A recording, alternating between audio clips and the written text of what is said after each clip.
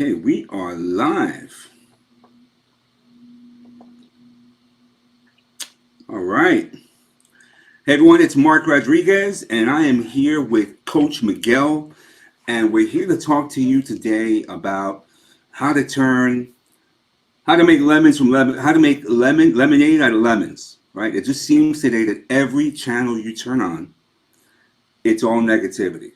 And if you're looking for negativity, the soundtrack for negativity, and you don't want this to be the soundtrack of your life, is this right here. Ooh, let's make sure we got that going. Ooh, here we go. There we go. Hang on. That's a soundtrack of negativity, right? So we don't want that. Here's the challenge we have. With everything that's going on, things that you have no control over, what can you control? So I will tell you, I spent the whole day trying to reach out to the IRS, to my insurance company, and it is stressful. So I feel your pain. So the reason why I got Coach Miguel on with us today is to talk about something called emotional intelligence. And how can we tap into that? First of all, we need to find out what that is. Now I want to introduce you to Coach Miguel, and he's going to go over the various components of emotional intelligence and how you can use that to positively impact your life. So let me start off with basically let's see who is Coach Miguel. Coach, take it away. Great. Thank you, Mark. Love the opportunity to address you and your audience, and it's going to be a fun half hour or so, depending on what everyone wants to take away from the lessons that I'm going to teach. So my background is I grew up on the Lower East Side of New York in public housing. For those of you who are familiar with the Lower East Side, there's about, well, the entire East River from 135th Street all the way down to the South Bay area of where everything is. As you turn Manhattan, there's a bunch of red brick buildings that house millions of people who are generally considered below the poverty line. So that's where I grew up. Grew up on Lower East Side of New York, 4th Street and Avenue D, Lillian Wall projects. You're one of us. And You're one of us, man. You're yeah, one of us. and so I'm pretty familiar with my goings-ons and where I went to school. So I went to the High School of Music and Art because I was a music major and was good enough to enroll in that school. And when I graduated there, I went to 4 years of college at Long Island University, Brooklyn campus. Graduated from there with a degree, went and did a little bit of time at Columbia University Graduate School of Business for my MBA, because that's what I wanted to do. And while I was doing that, had a retail store in New York City, 69th Street and Broadway, 69th Street and 70th Street for about 3 years while I was going to school. Learned a lot about retail, got out of retail and decided to go work for a Fortune 500 company where I was for 20 years. One of them was Xerox Corporation. Nice. And then the other company was a company called Paychex, where I was there for another 20 years and basically ran a $250 million sales organization. So with 1,000 salespeople. So I kind of know a little bit about a lot. I've worked in the boardroom, and it all started where? It all started at 930 East 4th Walk, Lillian Wall Projects, where we were below the poverty line, etc. But here's a message that I always had growing up, and that was that you can be, do, and have anything you want if you stay focused and surround yourself with positivity and positive people. And I never hung out with those people that would have taken me down the wrong path. That is something that happened to my cousins, and so they paid the price for that over the years. And so again, life is about choices, and emotional intelligence really develops itself and builds itself into that, because everybody on this call at some point has had to deal with basically how they react to stuff and things that are either directed to them or you are a byproduct. You happen to be at the wrong place at the right time.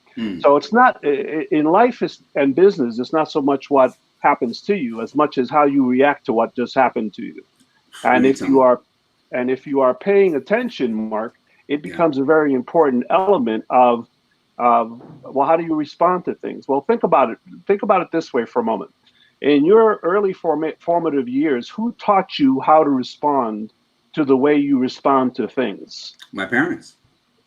Bingo. So it's parents, friends, school Yeah. teachers, rabbis, priests, pastors, everyone in your life that has influenced you in one way or another has affected the way you think and how you respond.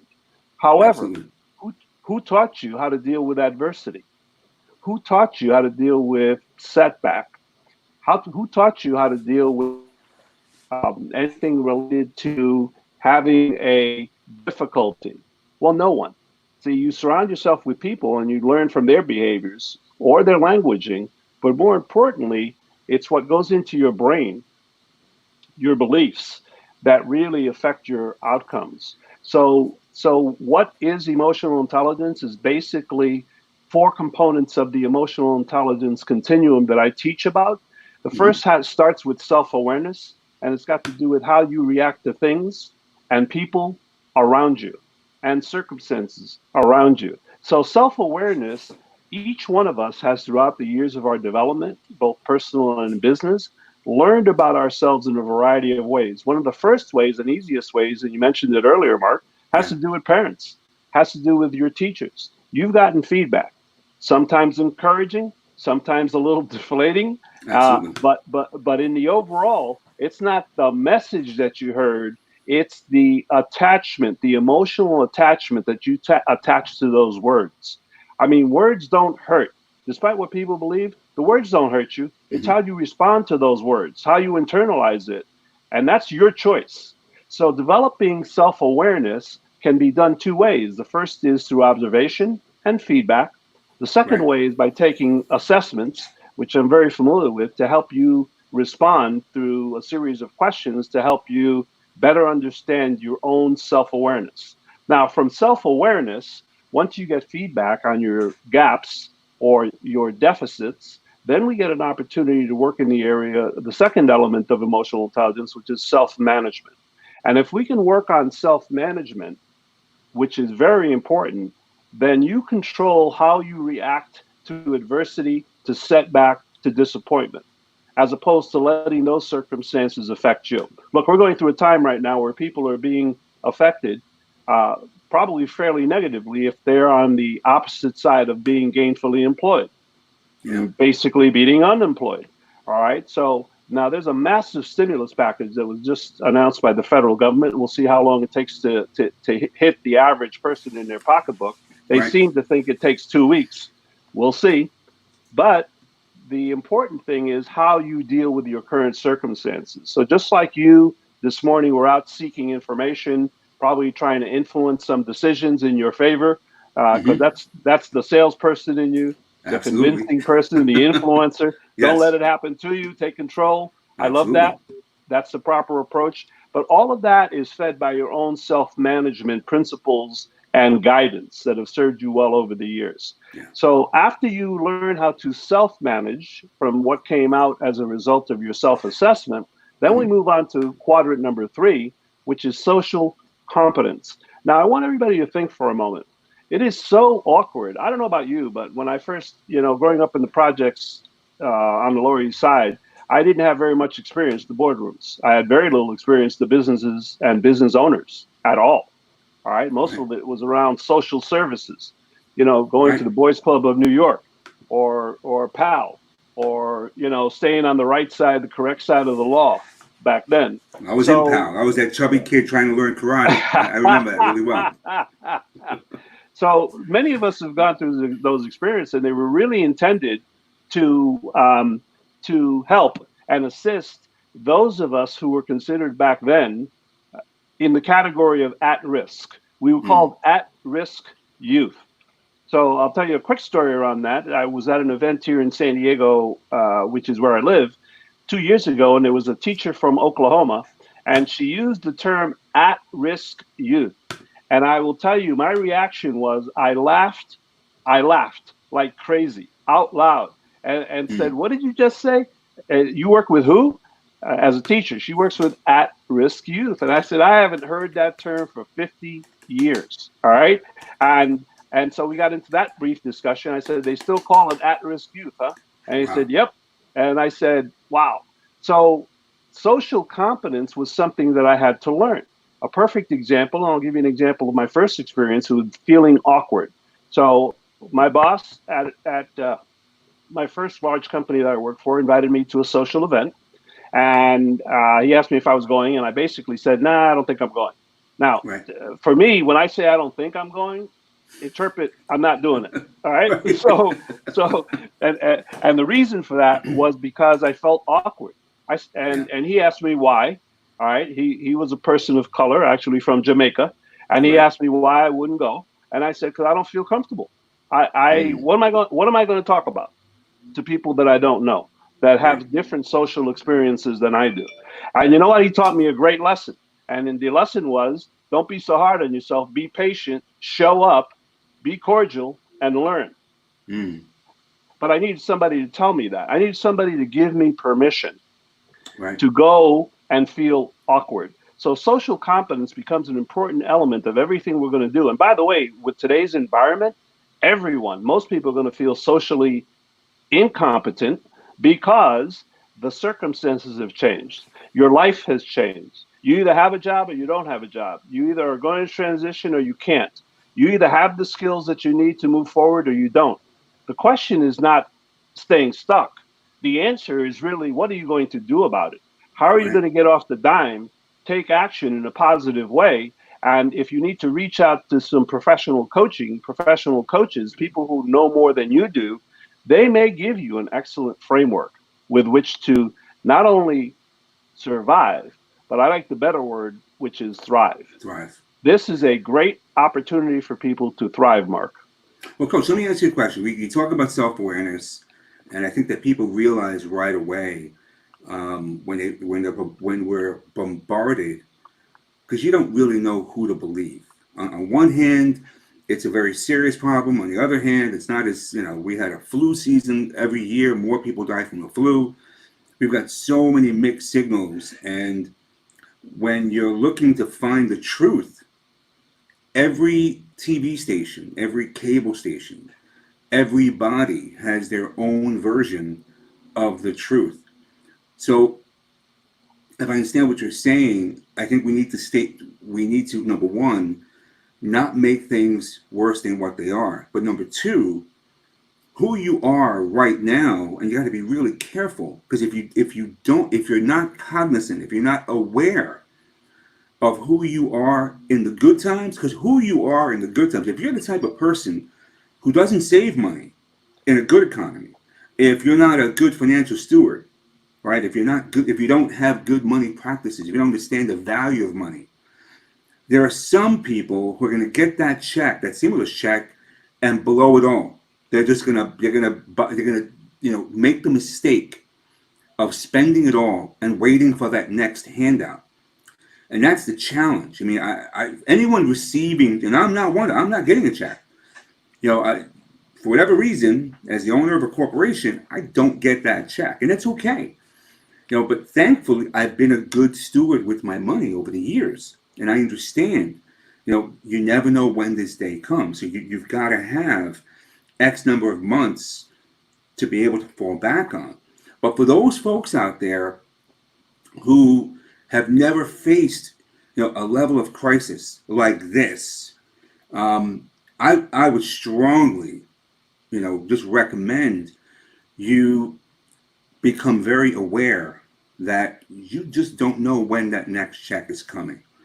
So you want to be smart, whether it's making minimum payments, whether it's saying no to boberia in Spanish, right? I mean, Coach Miguel, you said earlier on that, when you look at who you are and where you are in life right now, it really is the sum total of all the experiences that you've had. It's the experience. It's who you've looked to as your mentor, your mentors, and if the people that you associate with are not at your level or they're below, number one, you can never get better. It's like taking a level 10 chess player, grandmaster, and have him or her constantly play a beginner.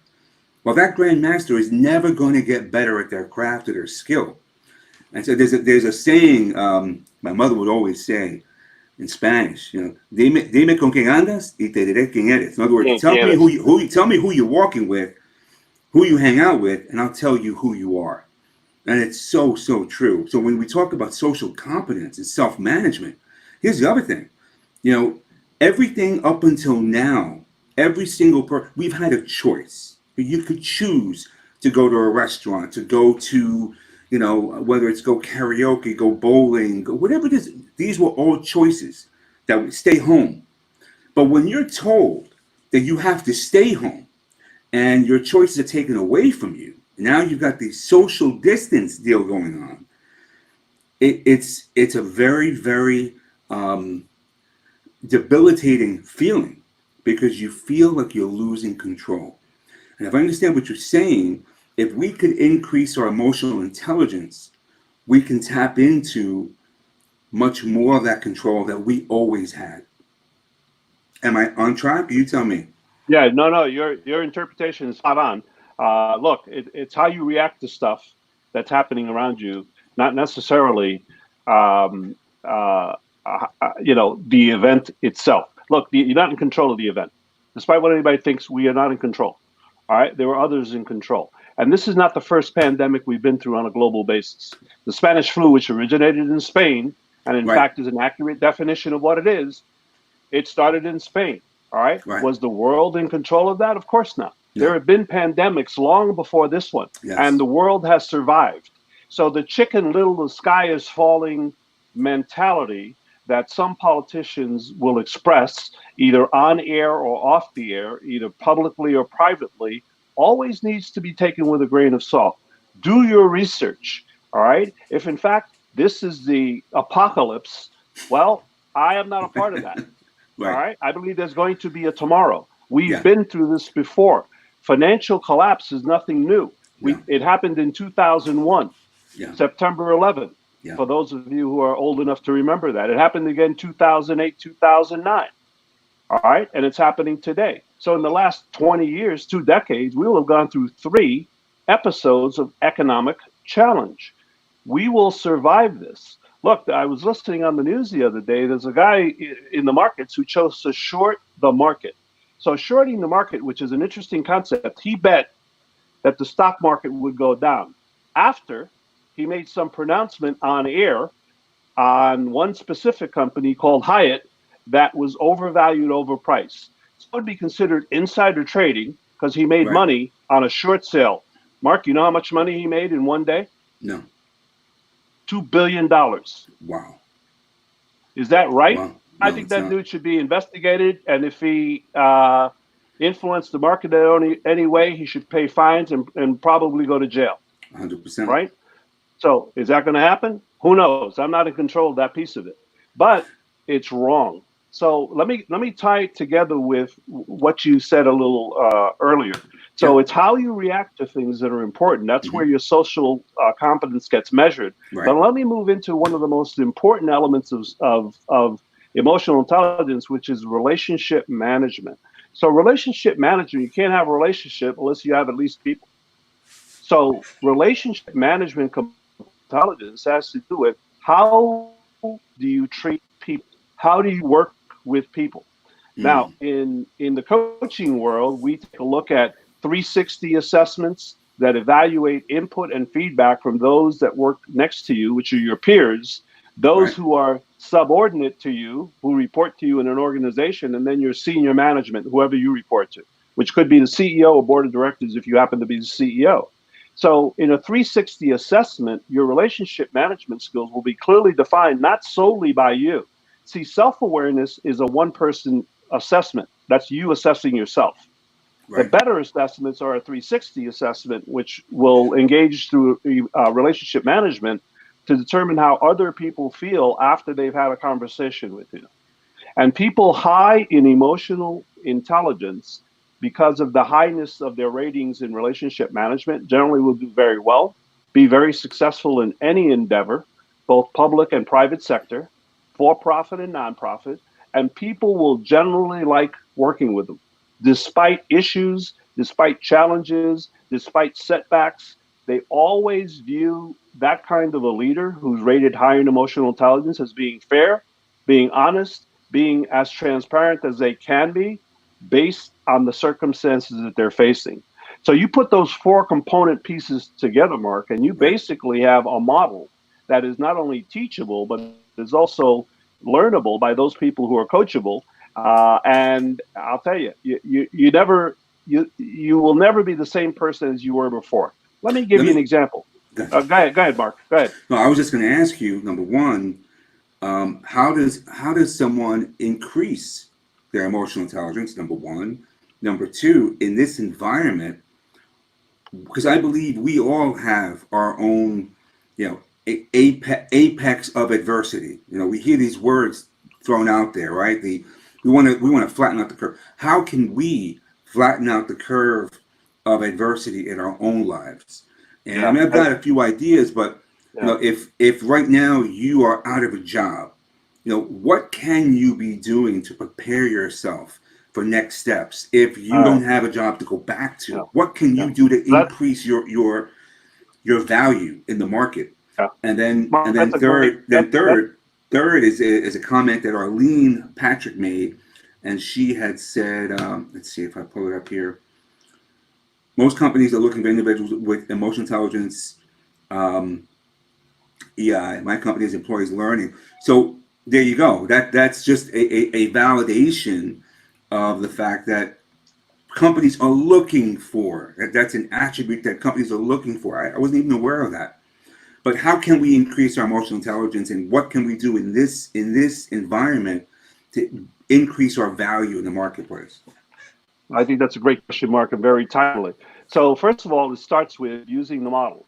So you got to do some type of self-assessment. I mean, you cannot do yourself a service unless you get objective self-assessment first. So you're going to self-assess. Then you go into a more formal 360 type of model assessment for those people around you and those people who you work with. So let me give you an example of what I recommend. So I have a manual assessment that I can make available to you. Manual meaning it's a two-page document that's self-assessed. It's not done by software, Right. but it's a good indicator to how you have responded to about 20 questions that are on that quick survey that I can provide to you and your listeners at no charge, Great. that will give them some Appreciate that. preliminary feedback. Then, if they want to do a more professional job, there are tools available at reasonable, affordable investment prices that will give them more accurate feedback. So that's Okay. number one. Starts with the assessment. Number two, it starts with a plan of action. So, based on feedback that most of us already have, because we have some measure of feedback today from our years on the planet, the Right. relationships we've had with people, our family, friends, etc., that you've gotten feedback. They either tell you, "Hey, your personality is this way," all right, Right. and it always doesn't match the circumstance. And Mm-hmm. then you turn around and you ask them, "Well, what do you mean?" And they give you an example, and then you either choose to accept it and change, or ignore it and not change, right? So we've all lived on the planet long enough to get feedback from different people, and I think it's a function of being open, being coachable, being realistic, and then having the capabilities, Mark, usually through external coaching, to have somebody confirm and help in the development of a potential plan for you to improve the areas that maybe you might be stingy on. So let me give you an Right. example of being stingy. Too many of us go through life without recognizing the accomplishments, either large or small, of those people that we work with. I mean, everyone on this call should think about the last time they gave somebody a compliment without expecting something in return, Hmm. where it was done without a catch, where it was done freely, where you absolutely acknowledge someone for a great job. Hey, thanks for supporting me on this effort. I never could have gotten this done without you, and meant it. All right. Too many of us, live the political life. Well, don't say to be politically expedient. Be Right. honest, be authentic, be genuine, and be proud and acknowledge other people. We don't spend enough time doing that. Right now, the globe is going through thanking self responders who are selfless and underpaid for what they do in terms of the current COVID-19 epidemic, right? The Right. pandemic. So, when was the last time we did that? How about never? Maybe 9/11, 2001 was the last time we did it. for the first responders. That is a labor of love. I mean, Yeah. people that go into those professions, holy cow. I mean, first responders don't run away from a falling building. They Yeah. run towards the building. All Right. right. So that requires a special mindset, skill set, tool sets to live that kind of world where a first responder is selfless and interested in serving others. That would demonstrate a high level of emotional intelligence for the people in that field. And you can test for that when you hire people, when you work for people. Organizations have hired me to use emotional intelligence assessments to determine the people they should hire Mm. for a specific task and a job. So, Mark, everything has got a framework that if you implement it properly, and more importantly, surround yourself with people. You made a statement earlier that I wanted to highlight. You Mm-hmm. need, look, if you're walking into a room, a conference room or a Zoom call, and you're the smartest person in that room, you Right. you better upgrade your group, okay? Right. Because you're Right. not going to grow personally. All right. Yeah. So that means doesn't mean you got to leave your old friends, but No. you better develop a new group of friends that are smarter than you are so Yeah. that you're not the smartest guy in that room. Does that make sense? It does. It does. So what can folks Um, work on right now though in this environment yeah, for I'm those going who to, are? well, God, I'm sorry. here's what I'm going to do. And as part of for part of a gift for your people who stay online, I've got a book on emotional intelligence that I'm going to make available to your team. I think you're going to show Is that them it right there? The exactly. Yeah, link? yeah, that's it. That's it. Okay. That is the link to my book. Those of you who are watching will see it's Dean's List. So I'm a faculty professor at Cal State University, San Marcos. So what I'm going to do is I'm going to take that link and I'm going to post it up in the description. I would Yes. love it for anyone who's watching this live or watching on the replay. Share this out. I think this is timely information that everyone needs. But I'm going to put this information in the description of this Facebook post, as well as the post on YouTube. God, I'm sorry.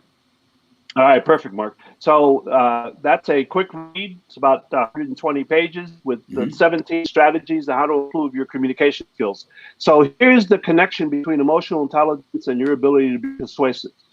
Notice nowhere did I say that this is a sales book, but if Right. you master the concepts of emotional intelligence, you will be in a very effective influencer persuader in any environment because you're basically tapping into the human component of how people, number one, like to buy as Right. opposed to like to be sold.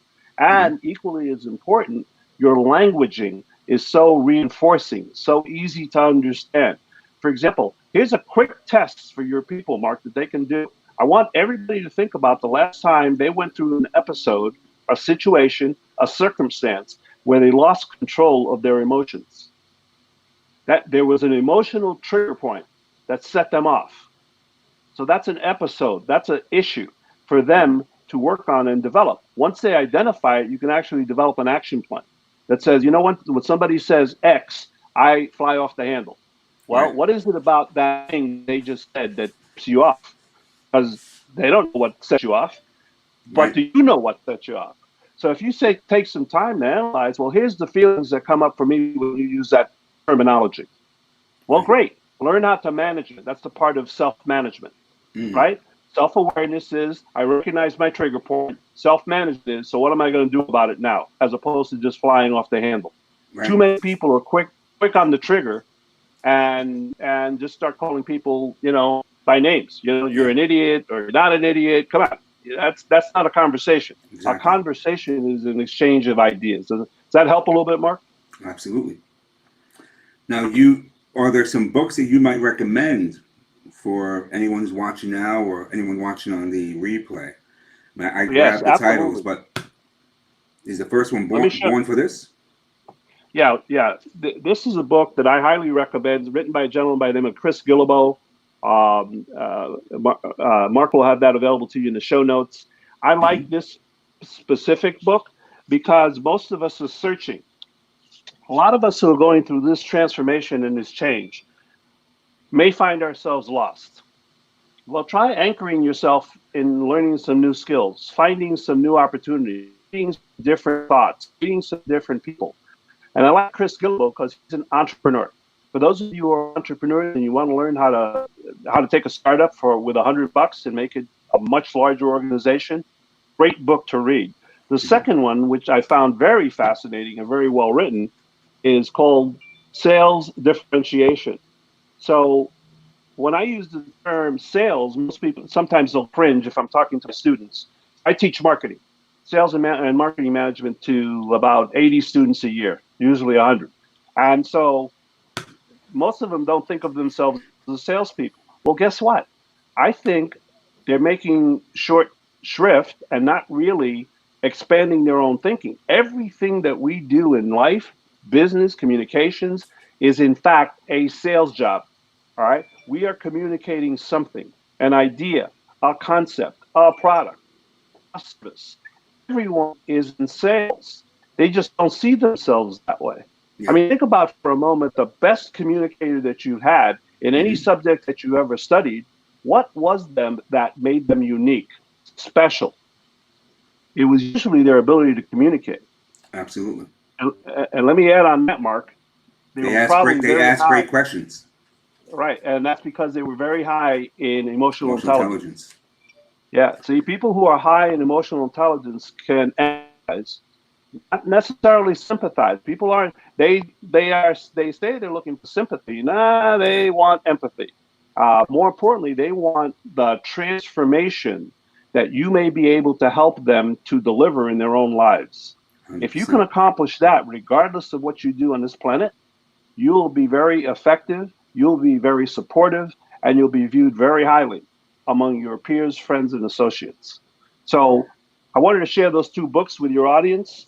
I Thank you think for they're that, very Miguel. helpful and very timely.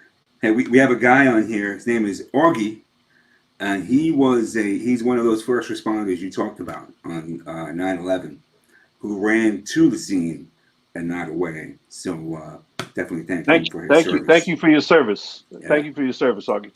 good guy.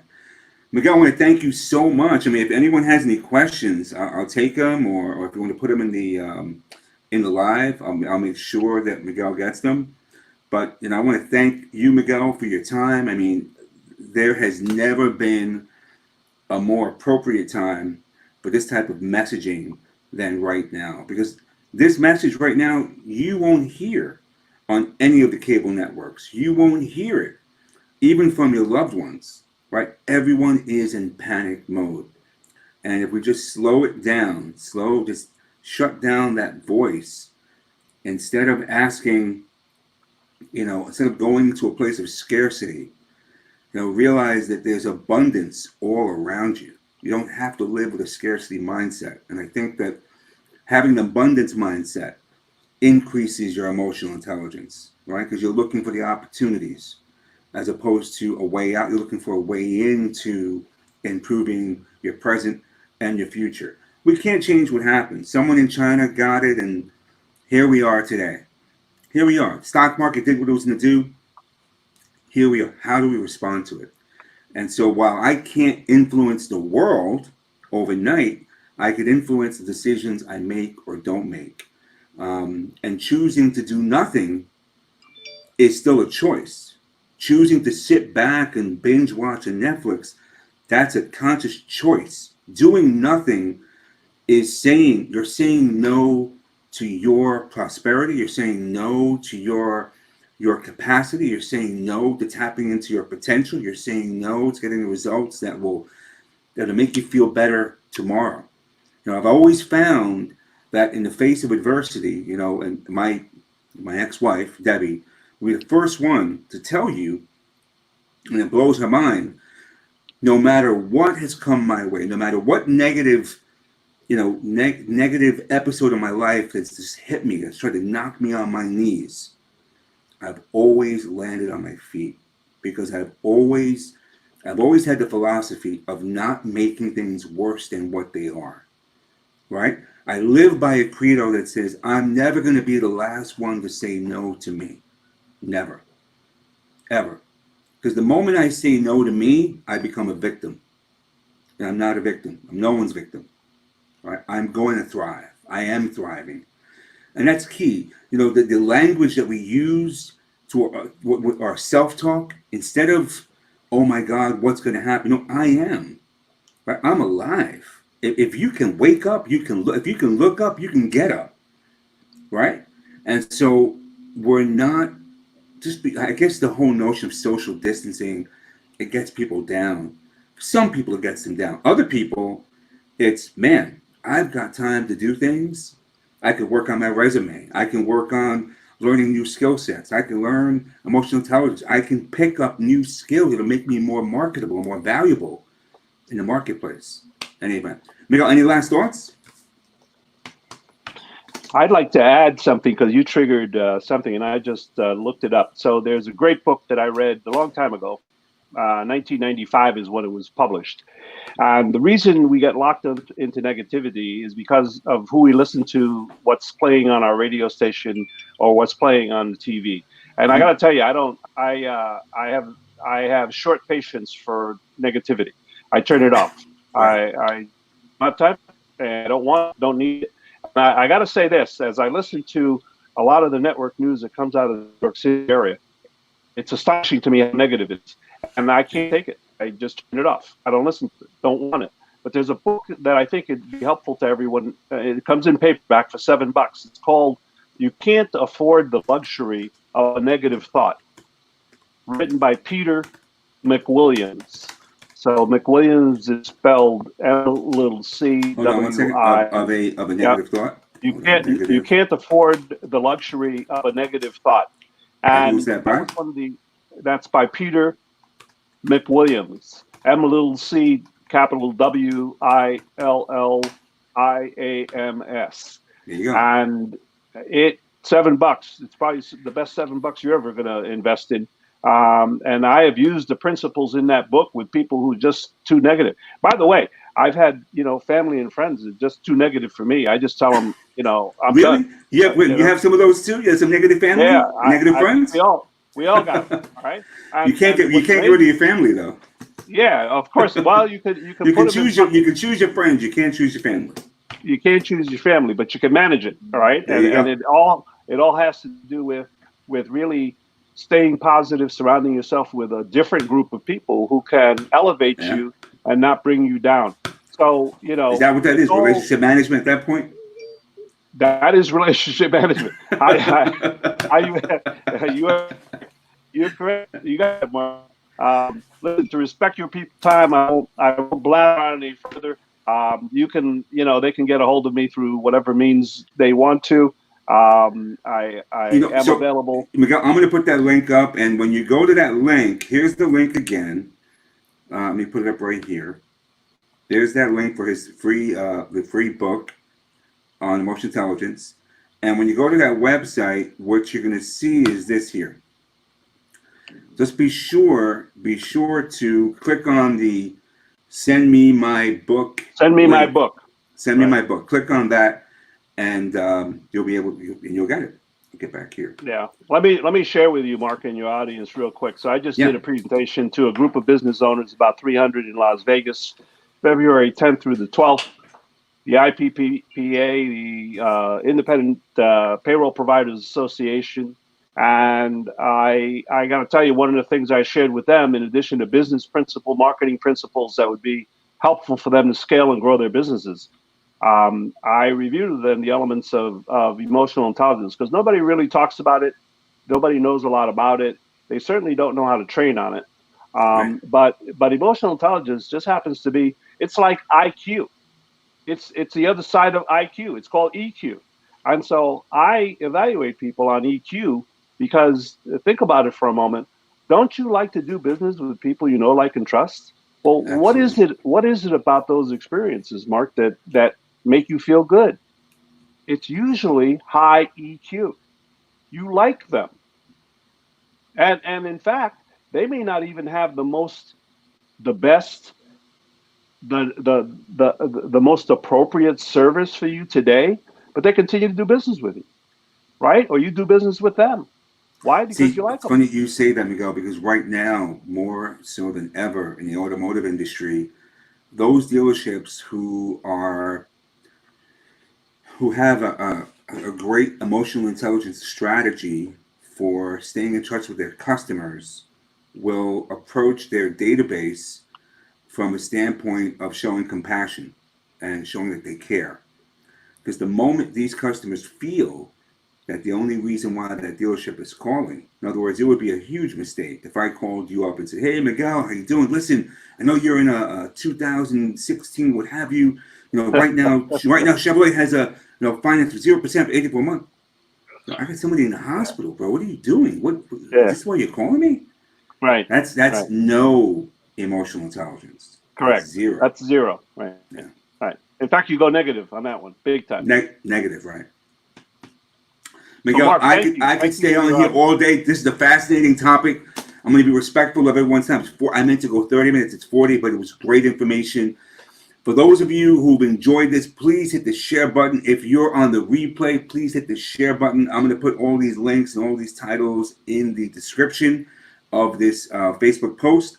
Thank you so much. Miguel, we got to do this again someday. All right? We shall. Thank you, Mark. Guys, have a great day. And listen, increase your emotional intelligence. Right? You are what you think. Have a great day. Have a great weekend.